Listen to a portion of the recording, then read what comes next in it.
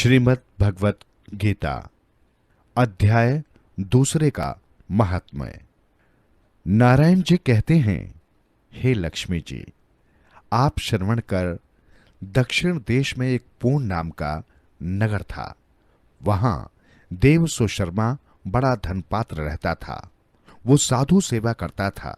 एक दिन साधु को कहने लगा, हे संत जी, मुझको नारायण जी के जानने का ज्ञान उपदेश दो, जिससे मेरा कल्याण होवे, मैं मोक्ष पद पाऊं। ऐसे संत सेवा करते बहुत दिन बीत गए। वहां एक बाल नामी ब्रह्मचारी आया। उसकी बहुत सेवा और विनय की।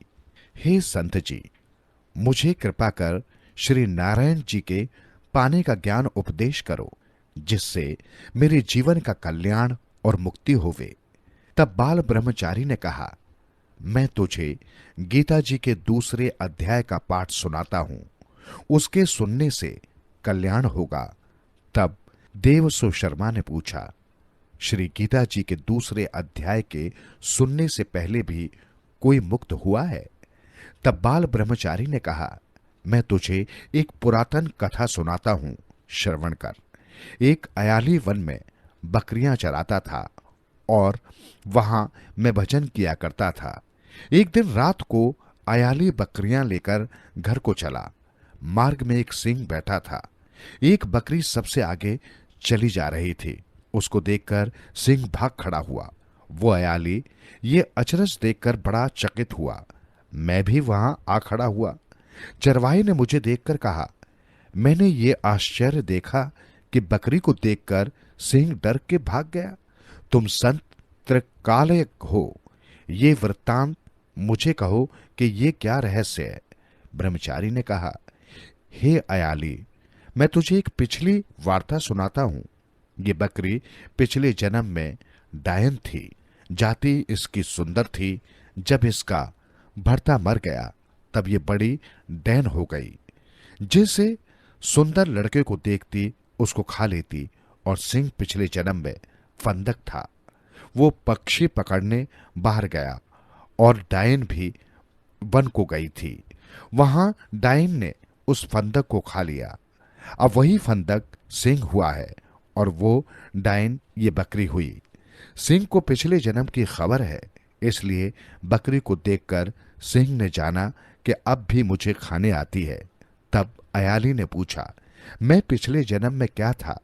तब ब्रह्मचारी ने कहा, तू पिछले जन्म में चांडाल था।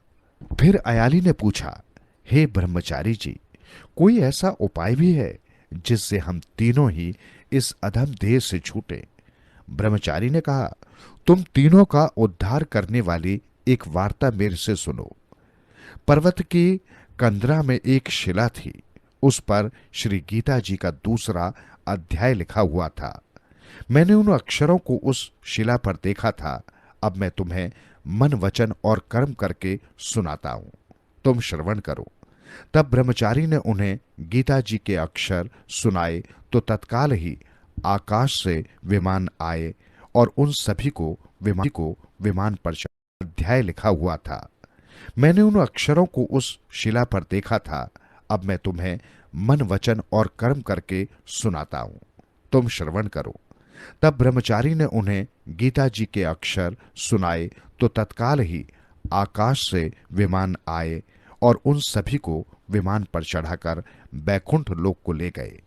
अधम देह से छुटकारा देवदेही पाई और देव सुशर्मा भी गीता ज्ञान को सुनकर मुक्त हुआ। देवदेही पाकर वो भी बैकुंठ को गया। तब श्री नारायण जी ने कहा, हे लक्ष्मी जी, जो मनुष्य गीता जी के ज्ञान को पढ़े सुने, तिसका फल क्या वर्णन करिए। श्री गीता जी के श्रवण अथवा दर्शन के करने से जीव मुक्ति को प्राप्त होते हैं और पाठ का फल तो और भी अधिक है।